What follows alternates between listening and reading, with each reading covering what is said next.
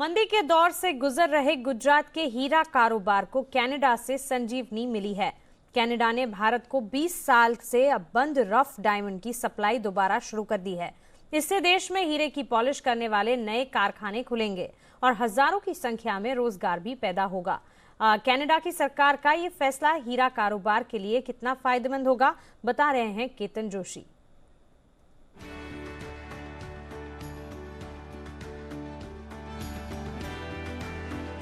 भारत का हीरा कारोबार 2 लाख करोड़ का है। इसका मुख्य आधार विदेश से आ रहे रफ डायमंड हैं। रफ डायमंड यानी कि जो खनन से सीधा निकलकर भारत भेजे जाते हैं और बाद में इन्हें यहाँ पॉलिश किया जाता है। लेकिन विश्व के तीसरे सबसे बड़े रफ डायमंड उत्पादक देश कनाडा ने 20 सालों से भारत को ये भेजना बंद कर दिया था। लेकिन अब वो भारत के 48 ग्लोबल डायमंड सप्लायर को रफ हीरा देगा।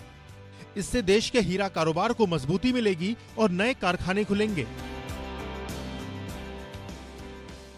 अब डायरेक्ट उन्होंने जो आमंत्रण दिया हम उसको आवकारते हैं, इसलिए कि वर्कर को रोजगार मिलेगी।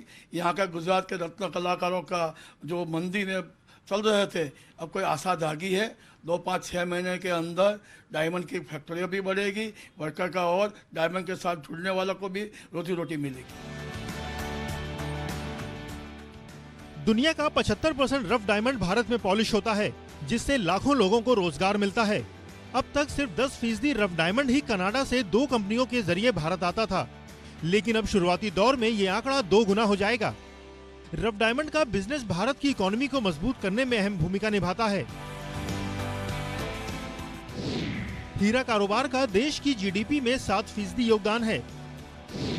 मर्चेंट्स एक्सपोर्ट में 15% है। भारत सालाना 2 लाख करोड़ का हीरा एक्सपोर्ट इंपोर्ट करता है। पूरे देश में 5 लाख छोटी बड़ी ज्वेलरी शॉप और 2 लाख हीरों के कारखाने हैं। मंदी की चपेट में आने से 30,000 हीरों के कारखाने बंद हो गए थे और 2 लाख कारीगर बेकार हो गए थे।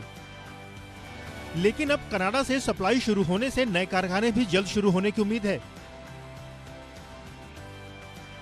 3-4 यूनिट थे, अभी एक में सब मर्ज कर दिए। 3 यूनिट बंद हालत में है। दूसरे भी कई लोगों के बहुत सारे यूनिट बंद हालत में, कई सारे कारीगर बेकार बैठे हैं अभी। तो उम्मीद जगी है कि डायरेक्ट कनाडा से रफ माल आएगा तो मैन्युफैक्चरिंग में थोड़ा बढ़ावा होगा।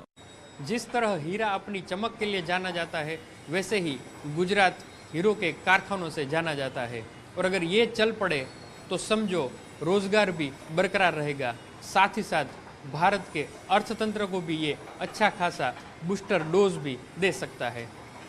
केतन जोशी, जी मीडिया, अहमदाबाद।